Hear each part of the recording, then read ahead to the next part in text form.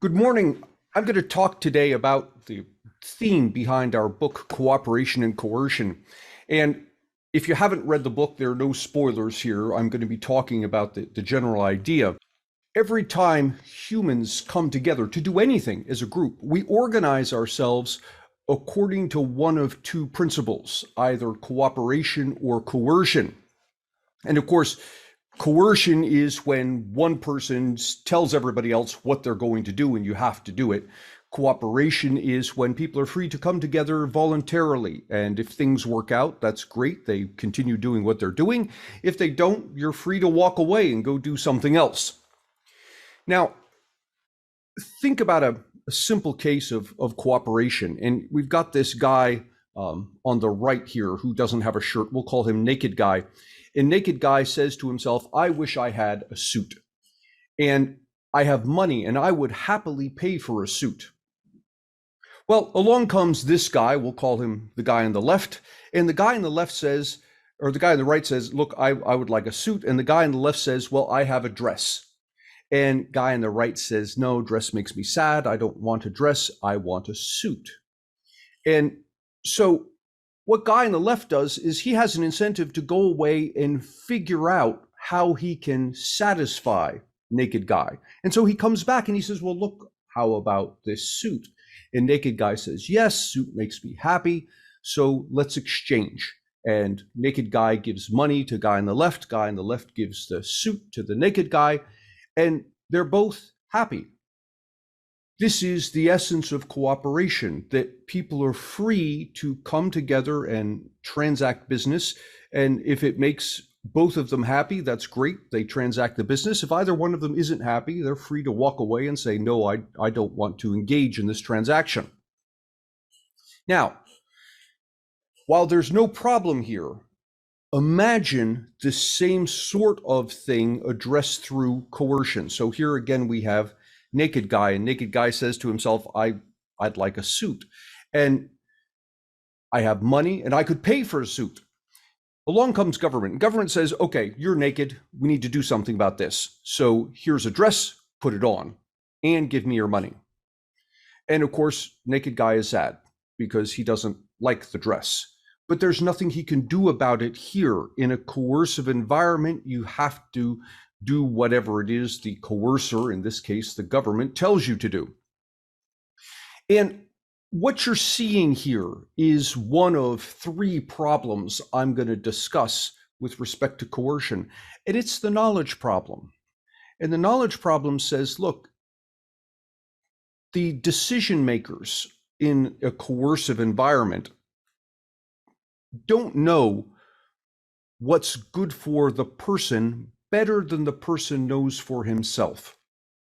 And so if we leave the government to make decisions for us, not always, but more often than not, it's going to make the wrong decisions for us. Not because the government is there's malice, not because they're stupid. It's none of that.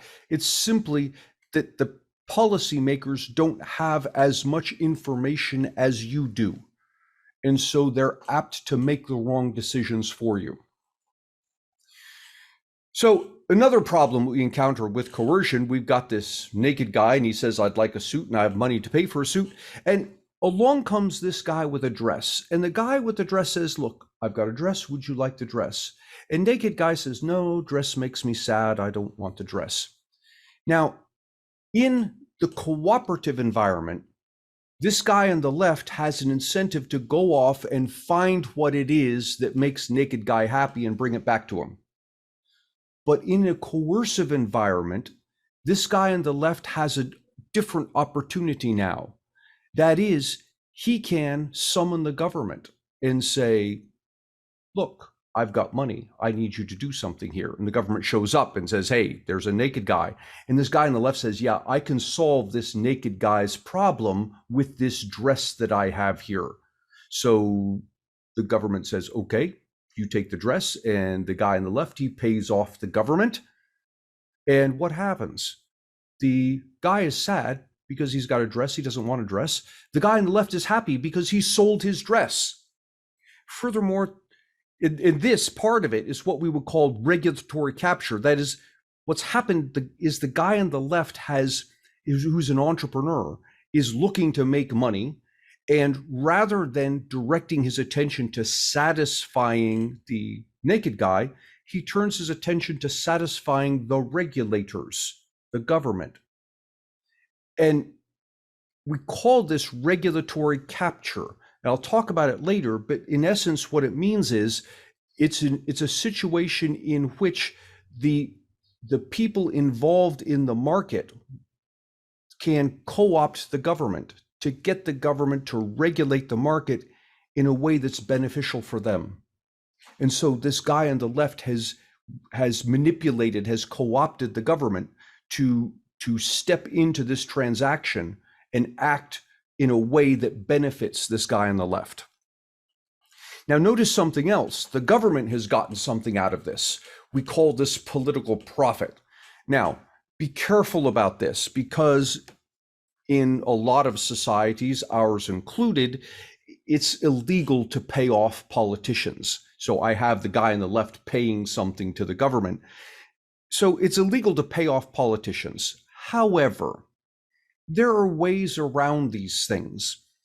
One of the things that often happens is that industries that are regulated, they can't pay politicians, they can't pay bureaucrats to enact regulations that are favorable. However, what they can do, and what is perfectly legal, is they develop relationships with them. So the CEOs of the oil companies develop relationships with the politicians and the top bureaucrats who are responsible for regulating the oil industry.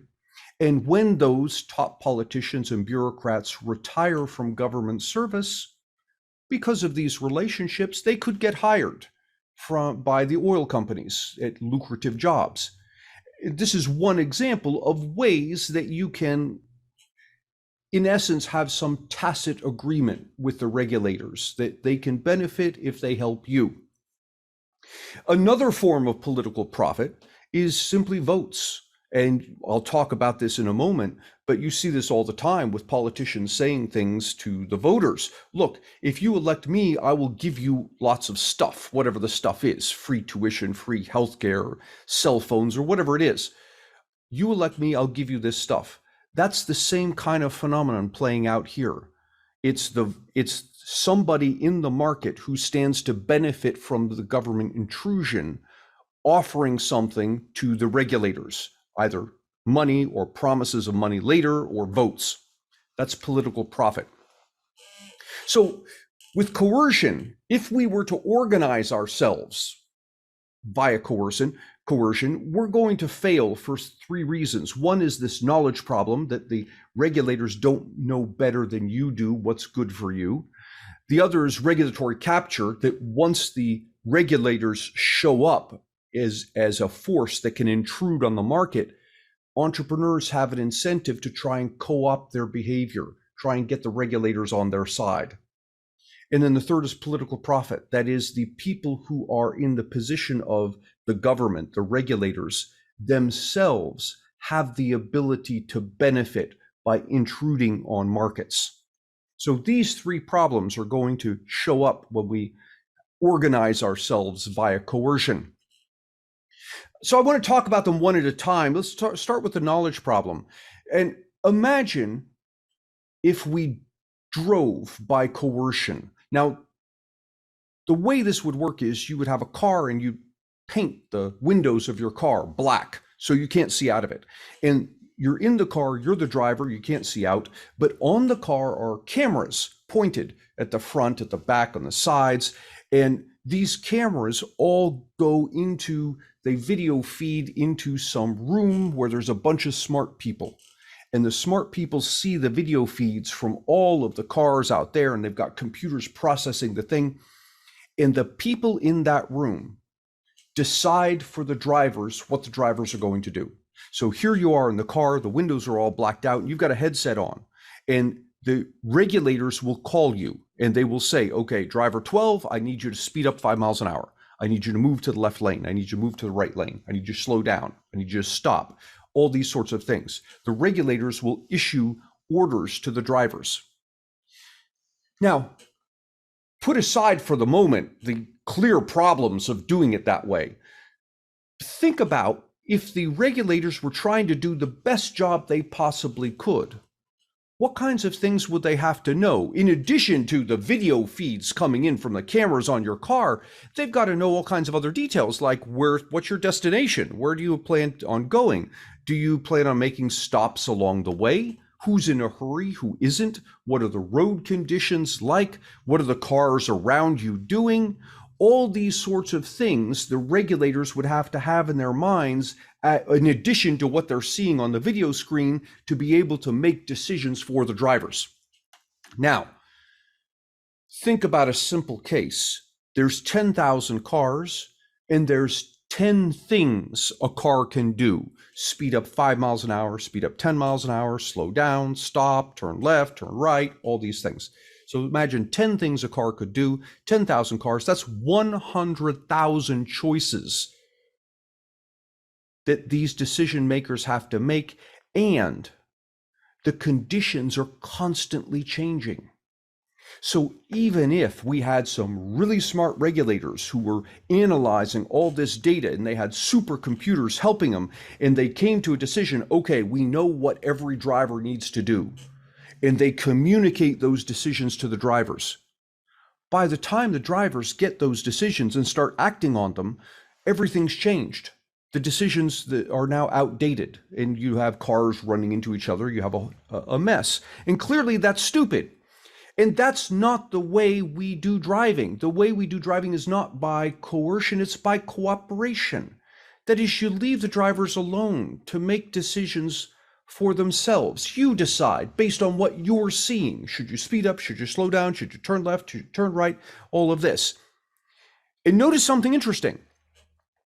When we drive by cooperation, it's not perfect. And we know it's not perfect because 36,000 people a year die in car accidents in this country. Every one of those deaths is an instance of cooperation, that is the individual making decisions for himself, cooperation going wrong. They've made mistakes. But here's the thing. The important question is not whether cooperation or coercion is perfect. The question is which one is better. And in this instance, you can see clearly, despite the faults of cooperation in driving, it's a better solution than coercion. Another problem that arises with the knowledge problem is unintended consequences. So we've got coercion, and the coercion, the problem is the knowledge problem. The decision makers don't know better than you do what's good for you. And that gives rise to this phenomenon called unintended consequences. And unintended consequences is what happens when the decision makers take away from you your ability to make decisions for yourself. And you react to that in ways that the decision makers didn't anticipate. So I give you an example, CEO pay. And periodically, Americans lose their minds about how much CEOs are earning, and Congress holds hearings and they look at the situation and they say, we have to do something about CEO pay. Okay. Well, some years ago, Congress decided to take action here. And what they did is they required that corporations publicly report how much they paid their CEOs. And the idea here was that Congress was going to shame these companies. They figured if they forced the companies to make it public how much these CEOs were being paid, there'd be a huge outcry amongst people, and people would say, I'm not shopping at Walmart anymore because their CEO makes a tremendous amount of money, and that's ridiculous. And so the companies then would be forced to back off on how much they're paying their CEOs. This was the intent. Now, this is central planning. It's coercion. It's the government saying you have to do something. Okay. But with coercion comes unintended consequences, because people react in ways that the government, the coercers, didn't intend. And here what happened, interestingly, is that this rule, this law, led to an increase in CEO pay. It had the exact opposite effect of what the government, the regulators, had in mind. It's an unintended consequence. And if you wonder how this could be, what happened here is the number of CEOs who are paid tens of millions of dollars is very, very small. I mean, you hear about it on the news, but the reason you hear about it on the news is because it's extremely rare. The common CEO doesn't make nearly what you see on the news. In fact, you'll hear politicians talk about things like the 20 highest paid CEOs in the country, and they all make, over 10, $20 million a year. Okay, but that's the top 20. There are in this country 200,000 CEOs. And if you look at all of them, not the top 20, but look at the whole 200,000, the average pay is around $250,000, right? Now, that's a nice pay, don't get me wrong, but it's way, way off of tens of millions of dollars. What happened here is when the government stepped in and said, okay, all you companies have to publicly communicate how much your CEOs are making. What happened is there were a whole bunch of CEOs who realized they were underpaid, that there were other CEOs who were making much more than them. And they then turned around to their board of directors and said, hey, you're going to have to pay me more, otherwise I'm leaving. And what happened? The board of directors now had to start paying their CEOs more. So this was an unintended consequence of this instance of coercion, of the government stepping in and trying to force people to do one thing. The unintended consequence is that the opposite thing occurred. Another example is red light cameras. And this is a form of coercion. And this is an interesting form of coercion because it's a form of coercion that a lot of people would agree with. Even people who are in favor of cooperation would say, okay, but this is probably a good thing. And of course, the intent here is you want to reduce traffic accidents. So because you can't have police on every corner, what we're going to do is we're going to install cameras on the traffic lights. And if you go through a red light, the camera will take a picture of your license plate, and the city or the town or whatever it is going to send you the ticket in the mail, and you've got to pay it. It's an automatic fine for running red lights. And the intent here is to reduce traffic accidents. Now, the thing about unintended consequences is it doesn't matter whether your intent is good. It doesn't matter whether the regulation that you're imposing is well thought out.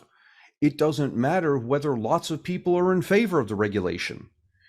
It is the fact that the coercion takes away from people their abilities to make decisions for themselves that causes the unintended consequence. It's not stupidity, it's not malice, it's not unpopularity. It's the fact that people's abilities to make decisions for themselves is taken away.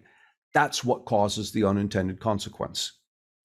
And the interesting unintended consequence of red light cameras intended to reduce traffic accidents is that they actually increase traffic accidents. And what's going on here is under normal circumstances, without take away the red light camera, take away the policeman sitting there, right? It's just a traffic light. And if you want to run through it, you can go ahead, and there's not going to be anything bad happening. Nobody's going to send you a fine. Nobody's going to arrest you, anything like this. Notice what happens. Drivers will stop at the red light, right? Why? Because they don't want to get hit by traffic that's coming the other way. Okay, but what about a driver that's approaching a light and the light is yellow and it's about to turn red and the driver's pretty close to the light? Under normal circumstances, a reasonable driver would say, you know what?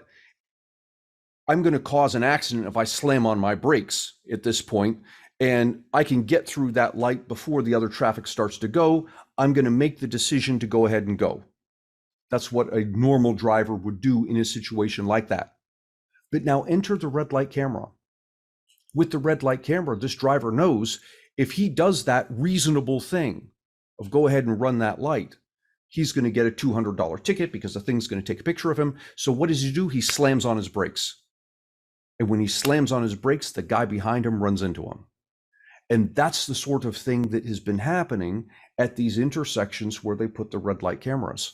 And so you're actually getting an increase in traffic accidents because you've taken away from drivers their ability to make reasonable decisions given the circumstances around them.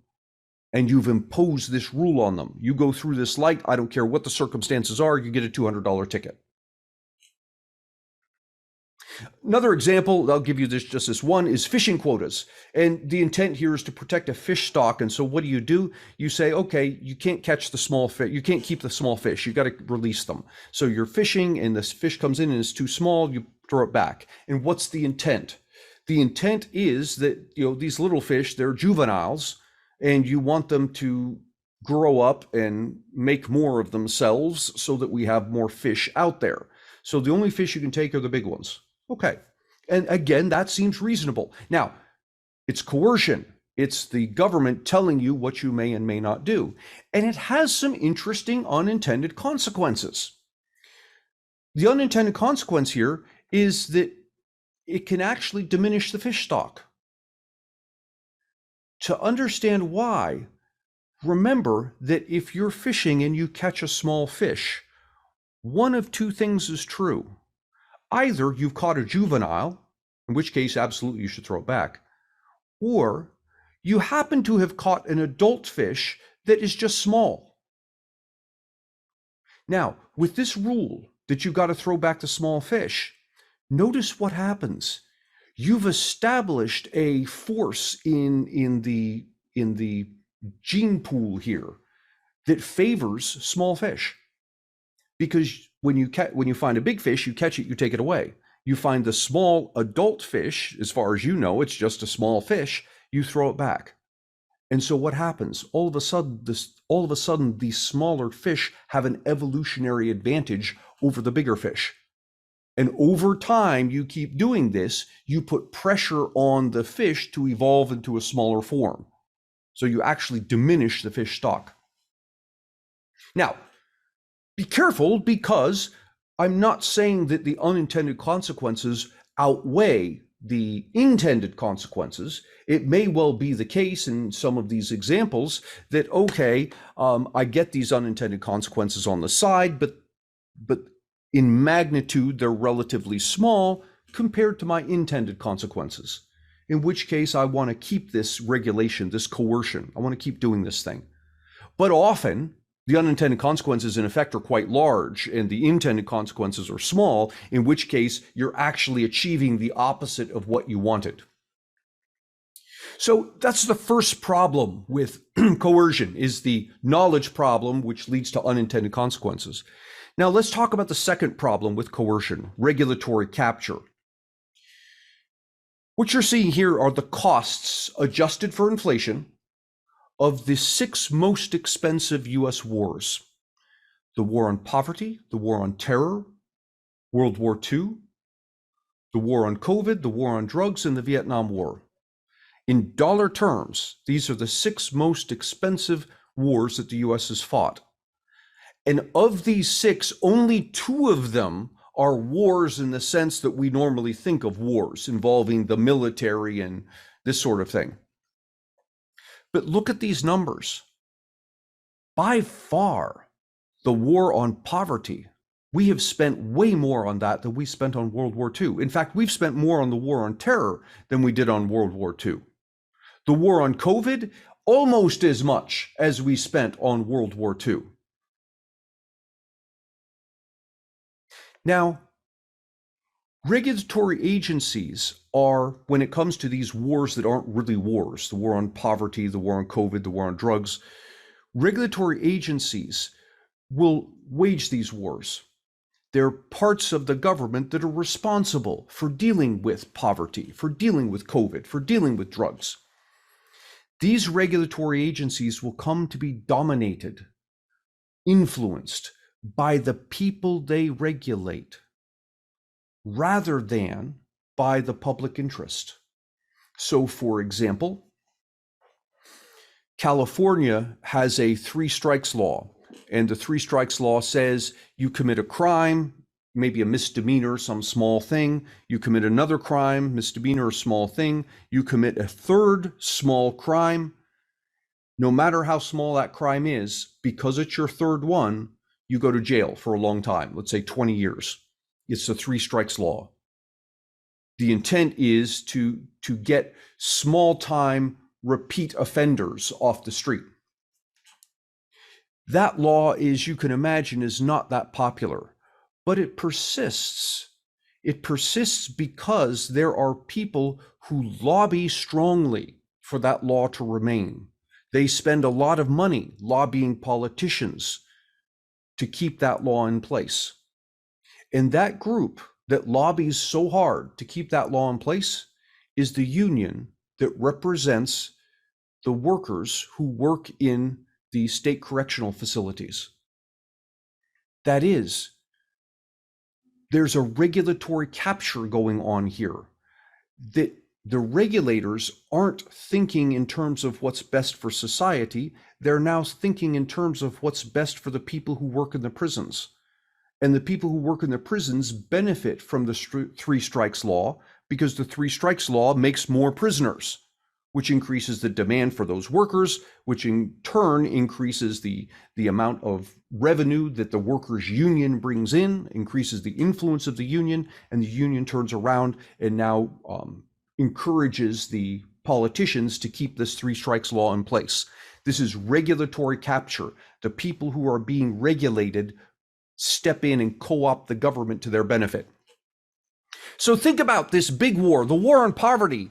We've spent like $23 trillion on it. And yes, that's adjusted for inflation.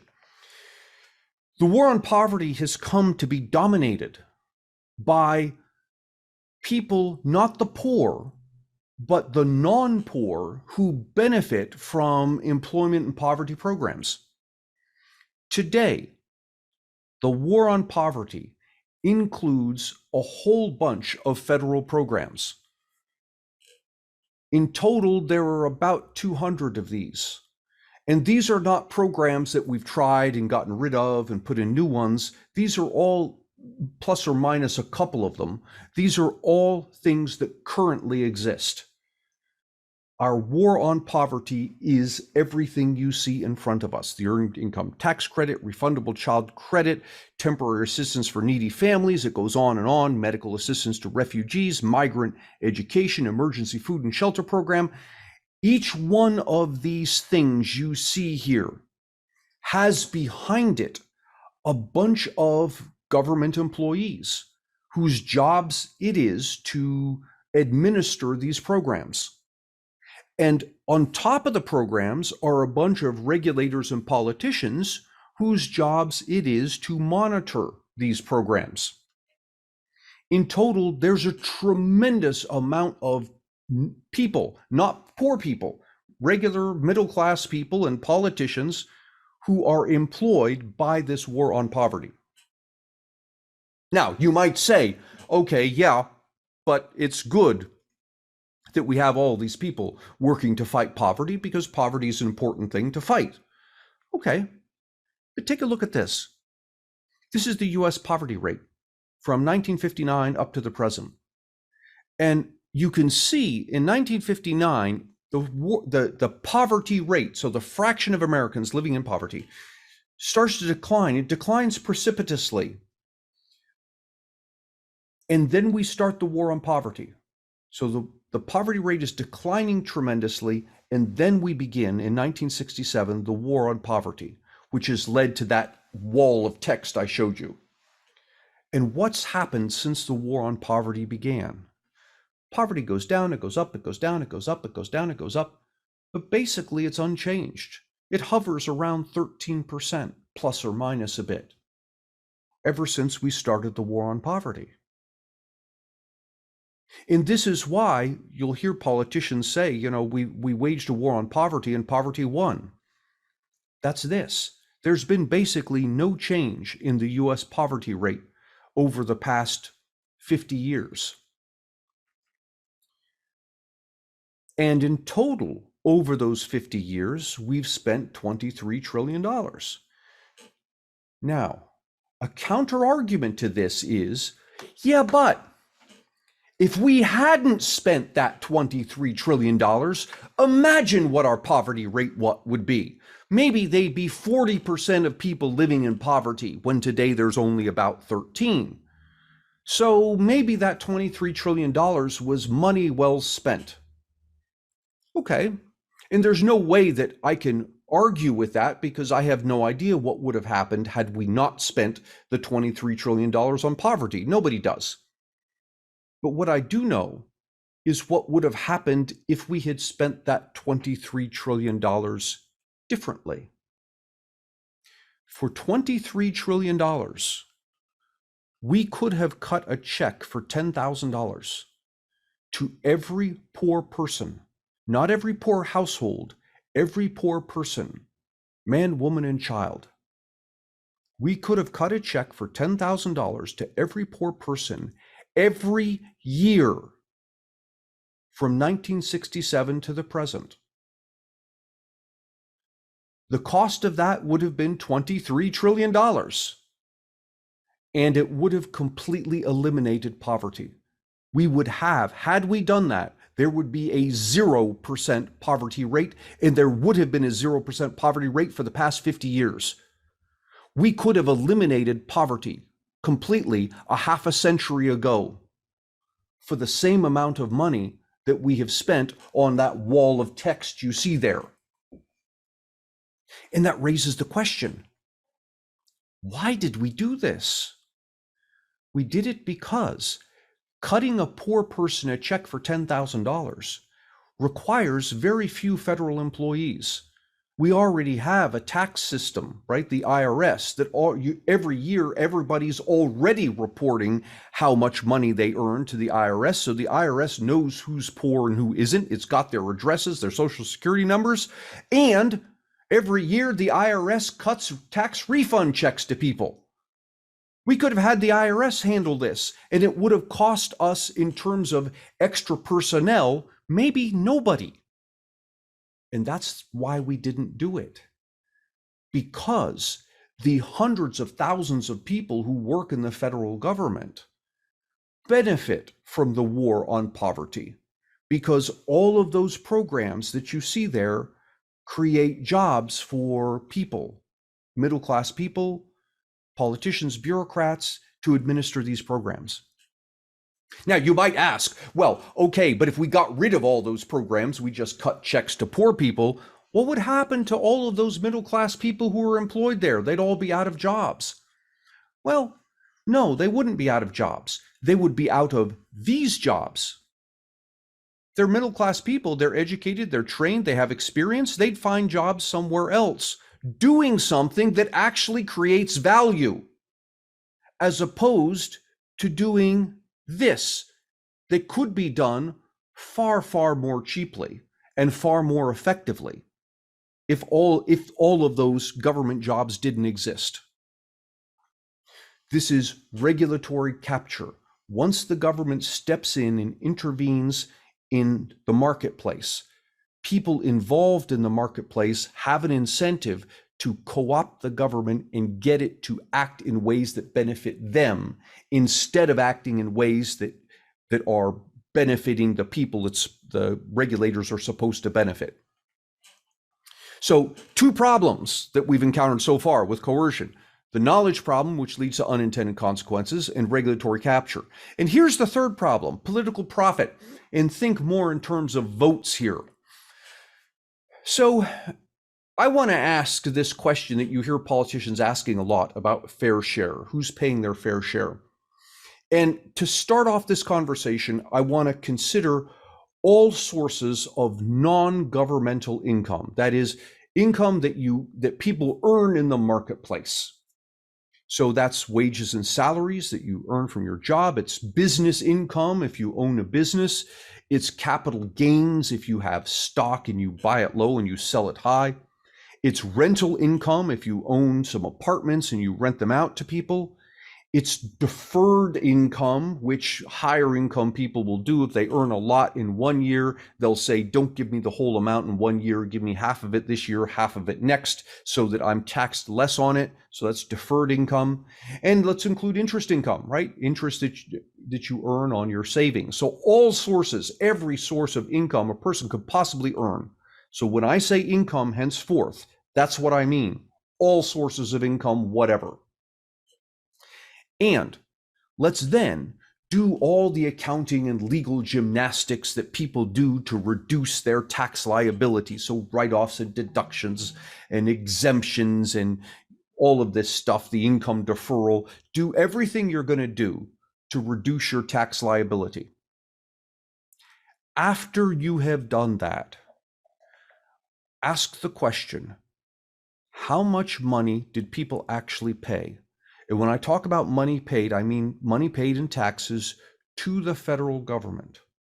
So there's personal income tax, there's business income tax, which includes corporate taxes, there's capital gains tax, there's payroll taxes, there's excise taxes. Picture every tax, no matter what, every tax that we pay to the federal government. And then do this.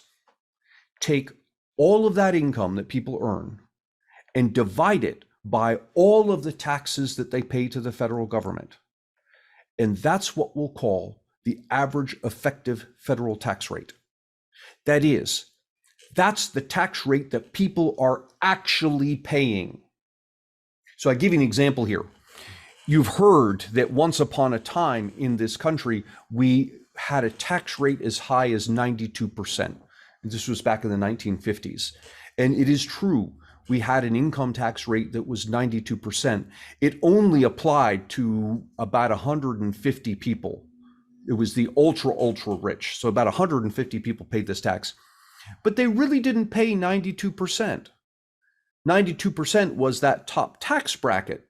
But if you account for all of their accounting gymnastics and you account for the ways in which taxes are, federal taxes are applied, in the end, they were really paying about 50% of their income. So it's that number. What did you actually pay? That's what I want to talk about here. So let's look at three groups of people.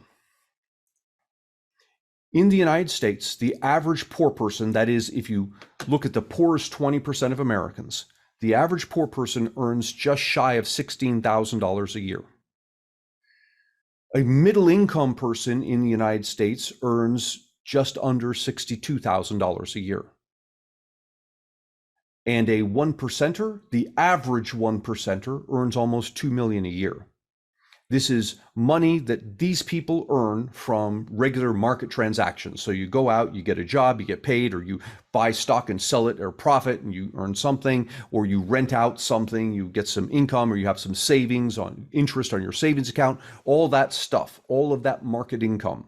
What you're seeing here are the actual numbers for the poorest Americans, the middle class Americans, and the one percenters. Now, here's the question I have for you. What's fair? And people say this all the time about, well, the rich should pay their fair share. But never do I hear anybody tell me what the fair share is. And that's kind of strange, because how can you say to a rich person, you need to pay your fair share, if you have no idea what a fair share is? I mean, how do I know whether the person is or is not paying a fair share if I can't say what is the fair share? Now, think about this and think in your mind how you would answer this. What's an effective tax rate for a poor person, a middle class person, a rich person? And I've asked people this question for over a decade. I've asked undergraduate students, I've asked high school students, I've asked master's students, I've asked adults. And of course, as you can imagine, I get different answers, but there's a clear pattern to the answers. When I ask this question, typically For the poor, people will say something like 5%. Some people say 0, some people say as high as 10. But the bulk of people, from high school students to adults, come in at around 5%. They feel at a gut level, and remember, there's no right answer here. This is just your opinion. But somehow people feel at a gut level that 5% is right for the poor. Okay? And for the middle class, people tend to say 15%. Some will say as low as 10, some will say as high as 25, but typically people, and again, from high school students all the way up to adults, they tend to come in around 15%. That's their gut reaction. 15% is fair. And so too for the top 1%. And here, surprisingly, there's much more agreement amongst people who I ask. Generally, they come in at 30% for the top 1%. Rarely I'll get someone say 50%, and rarely I get someone say 20 to 25. Almost everybody is in the 30% range, 30 to 35%. This seems to be, and again, there's not a right answer here, but this seems to be where people's heads are when you ask them, what do you think is fair? Poor pay 5%, middle class pay 15%, and the 1%ers pay 30%. Now, I'm going to show you what the average person in each of these groups actually paid. And remember, this is what I'm going to show you is after all of the accounting gymnastics that we think that the rich do. And well, they do, right? But all the stuff that you do to reduce your tax liabilities, you've already done that. And then you had to write a check to the IRS. How big is that check? And what you see here is the average poor household pays about $300 in federal taxes. The average middle class household pays almost $11,000 in federal taxes.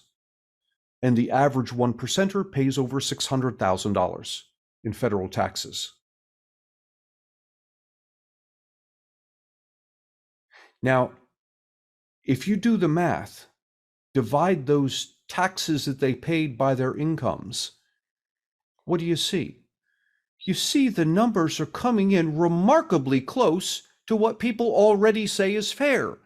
The poor are paying about 2% of their income. The middle class are paying 17% of their income. The 1%ers are paying 32% of their income. It turns out that when you look at what people are actually paying, it's almost exactly what people think is fair. Except we're not done here. Oh, and I should point out, by the way, before we go on, when we talk about fair share, look at this for a moment. The average household in the top 1% earns 120 times what the poorest 20% household earns. 120 times. And people look at that and say, see, this isn't fair. Look at how much the 1%er is earning. 120 times what the poor is earning. Okay. But now look at their taxes. The 1%er's earning 120 times more than the poor person, but paying 2,000 times the taxes. And here's where it gets kind of sticky for people saying the rich aren't paying their fair share. When you look at the actual numbers, it's kind of hard to say someone who earns 120 times what this guy earns and pays 2,000 times the taxes that this guy earns. It's kind of hard to say that that doesn't look fair. But nonetheless, this is simply what it is, and the averages are coming out to what at a gut level we said seems fair. But it's not the end of the story. Because you see, the government doesn't just tax, it also transfers. And a transfer is quite literally a negative tax. Instead of the government taking money from you, it's going to give money to you. And transfers come in a variety of forms. The earned income tax credit, there's assistance for needy families. So a lot of it comes in the form of actual cash. The government will cut you a check.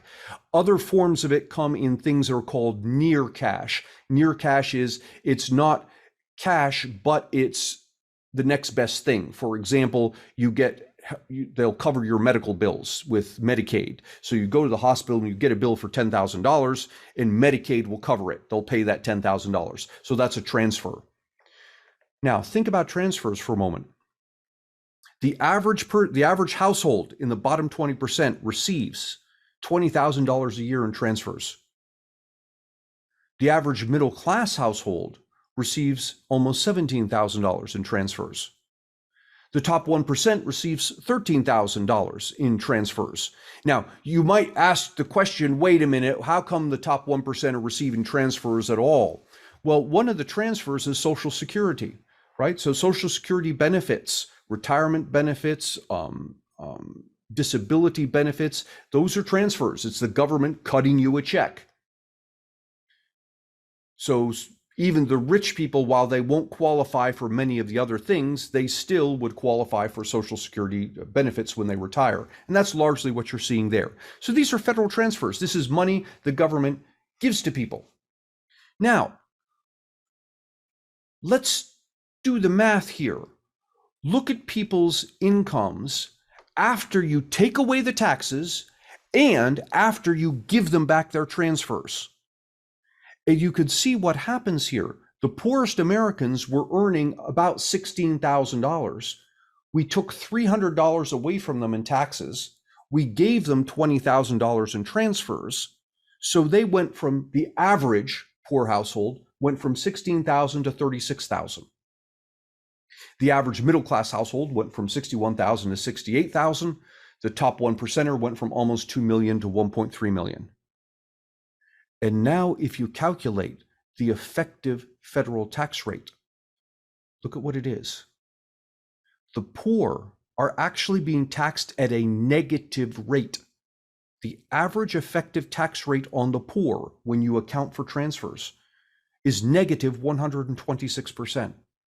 They're actually walking away better off than they showed up.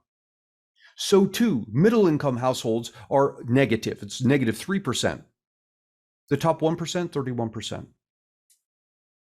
So when you account not just for taxes, the money the government takes away from people, but also transfers, the money the government gives to people, what you find out is that, yeah, the rich aren't paying their fair share. They're paying way more. In fact, it's the middle class and the poor who are benefiting from the tax code, not the rich at all.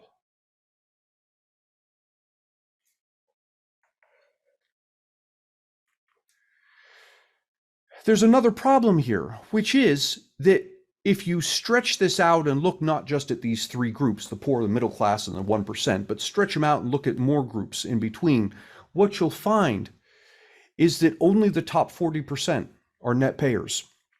Now, there are exceptions. There are some 1%ers who aren't paying anything. There are some poor people who are making who are paying a tremendous amount of money. So there are exceptions, but what I'm talking about here are the averages. On average, what you see is that the top 40% of people are net payers. They pay more into the federal system than they pull out. The bottom 60% are net recipients. They receive more back from the federal government than they pay in.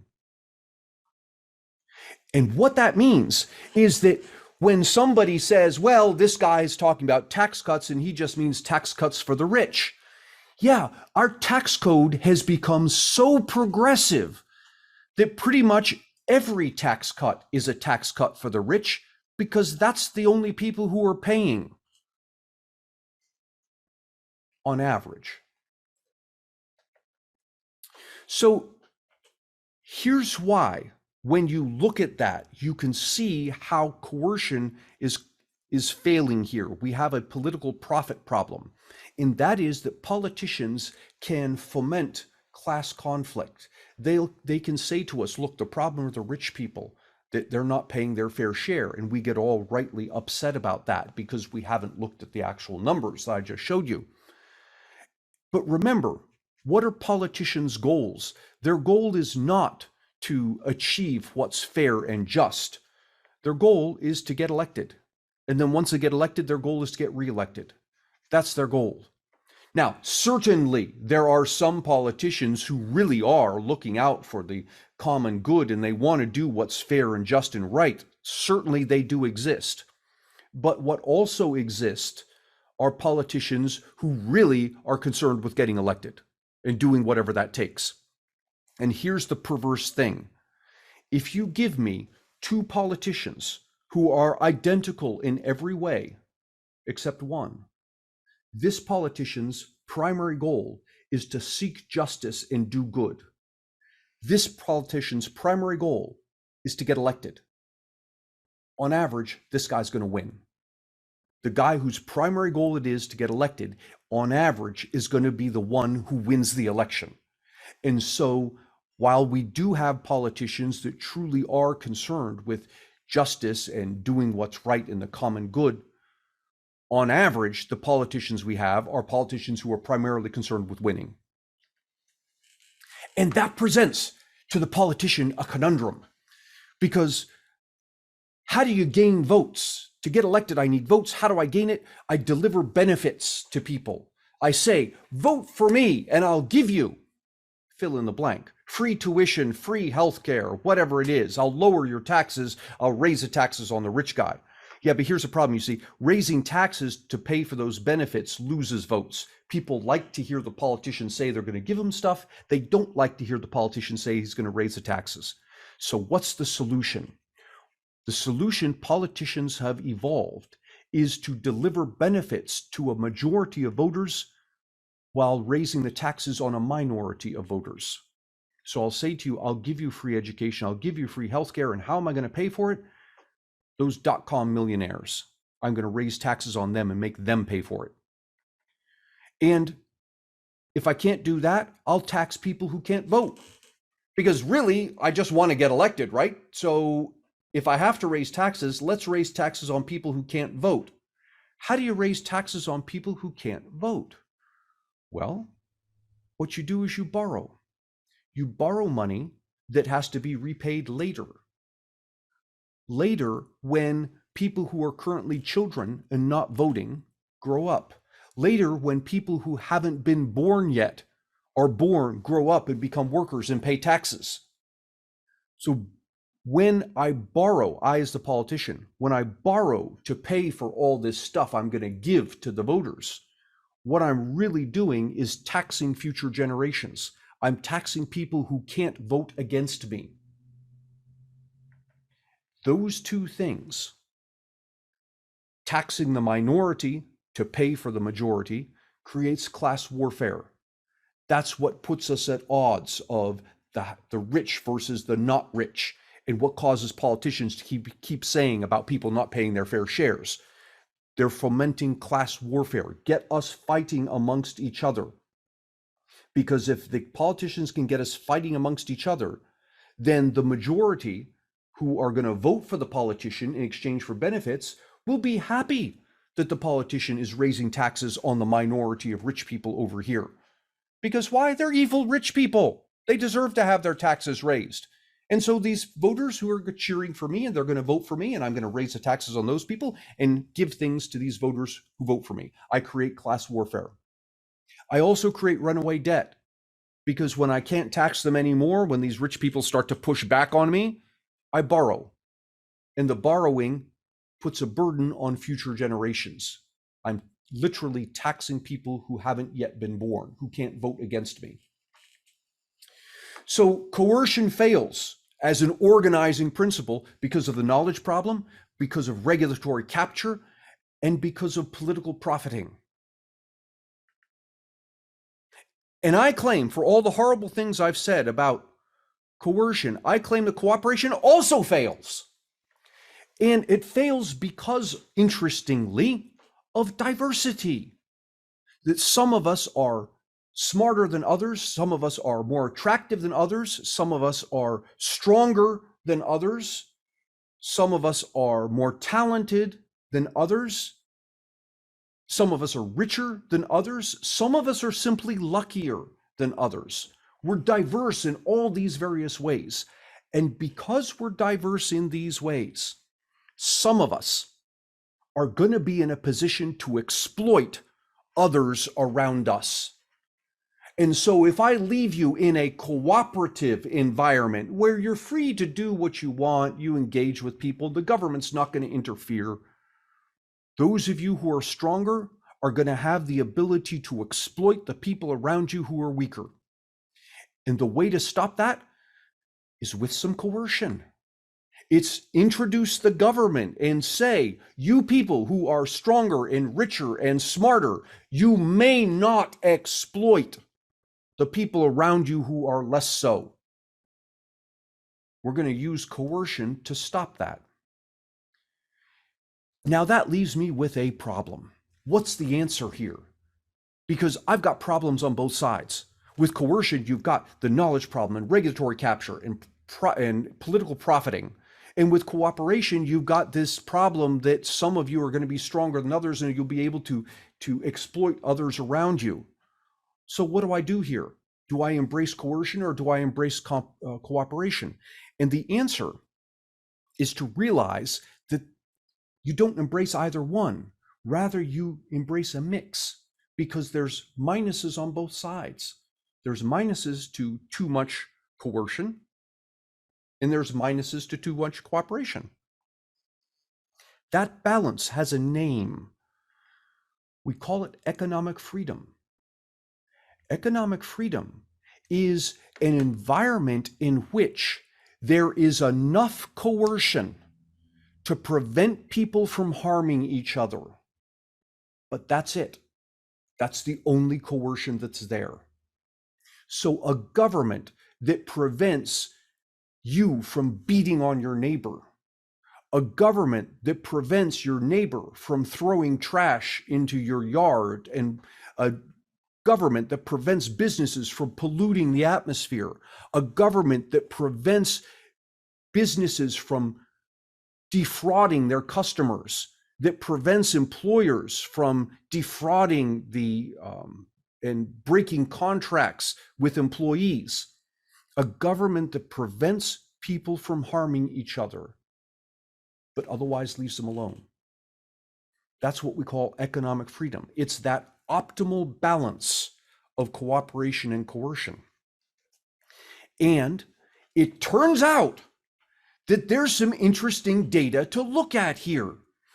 There are a couple of organizations that attempt to measure economic freedom. Heritage Foundation, Fraser Institute. I like Fraser Institute the best. Fraser's a Canadian think tank, and they have a huge data set. It goes back decades, and they look at countries around the world. They look at states in the US, and they look at cities. And what they attempt to do is to measure how much economic freedom is there. And they look at a whole bunch of things: size of government, property rights, sound money, trade freedom, regulation. They are not asking how little government there is. They're asking how much right government is there. How close to this right balance of cooperation and coercion does your society come? Go too far in either direction, and you're no longer economically free. Economic freedom is hitting that sweet spot, the right balance of cooperation and coercion. Now, if you take their data and cross-reference it with data from the US Census, from the United Nations, from the World Bank, some fascinating patterns start to emerge. Let's talk first about poverty. If you compare the economically free countries to the economically less free countries, what you find is that the poverty rates in economically free countries are markedly low compared to poverty rates in economically less free countries. Now, as you look at this, you might come back with a counter argument. Okay, yeah, but a rich country both has less poverty and the leisure to be concerned with things like economic freedom and finding the right balance of cooperation and coercion. If you're in a poor country, you're just trying to stay alive. You don't have the time and the energy to be thinking about fine points of how to structure your society. That's a fair argument. So let's address it. Let's address it by looking only at poor countries. So what I'm going to show you next are the poorest countries on the world divided into two groups. the poor countries that come closer to economic freedom, and the poor countries that are further away from economic freedom. And if you look at the poverty rates in those countries, the numbers are different, but it's the same phenomenon. The poverty rate amongst poor, economically free countries is lower than the poverty rate amongst poor, economically unfree countries. So at least with regard to poverty, it seems to be the case that finding that right balance between cooperation and coercion has this interesting side effect of reducing your poverty rate. And you might say, okay, it reduces poverty, but what about inequality? Because I might have a low poverty rate, but maybe I've got, a handful of people who are really stinking rich, and there's lots of inequality there, and that makes me uncomfortable. Okay, let's talk about income inequality. And I'm going to do the same thing. I'm going to take all the countries of the world and divide them into two groups. Those that are closer to the ideal of economic freedom and those who are further away. And I'll ask the question, how much income inequality is there in these two groups? And you see this. Amongst economically free countries, there is income inequality, but it's less than the income inequality amongst the less economically free countries. Interestingly, one of the things that people advocate when they see income inequality, like we have income inequality in this country, we have rich people and poor people. And one of the things that people say is, we need the government to step in and fix that. We need the government to take money away from the rich people and give it to the poor people so we have less inequality. The inequality is a problem we have to solve. Yeah, but notice something. When you do that, when you call on the government to step in and do that, you're moving away from economic freedom. And you will actually, according to the data, make the situation worse. It suggests there's an unintended consequence here to trying to mitigate income inequality. The unintended consequence is that you can easily end up with more income inequality.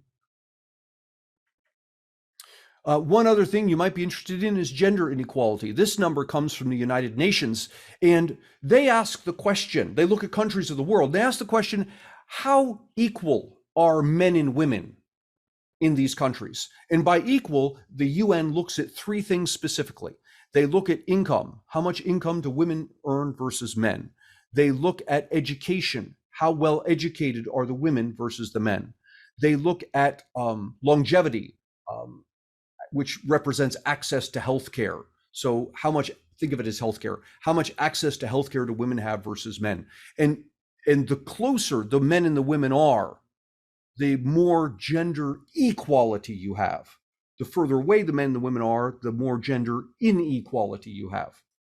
So the UN does this periodically, and you can compare the UN's data on gender inequality to economic freedom data, and you find this same thing that we've been seeing, that amongst the more economically free countries, gender inequality is less. Amongst the less economically free countries, gender inequality is more. Now, I've just shown you a few examples, but I've actually done a decent amount of research on this. And I've looked at income, I've looked at unemployment, I've looked at peace, which is not just a country going to war with another country, but a country violently oppressing its own people. I've looked at peace, I've looked at environmental outcomes, pollution, deforestation. I've looked at gender empowerment measures. What sorts of opportunities do women have versus men? I've looked across countries, I've looked across states, I've looked across cities, and I've looked across time. And every way you slice it, you come back to that same phenomenon that I showed you in those three examples, that countries that come closer to that right balance of cooperation and coercion score better on all of these things than countries that don't come close to that right balance.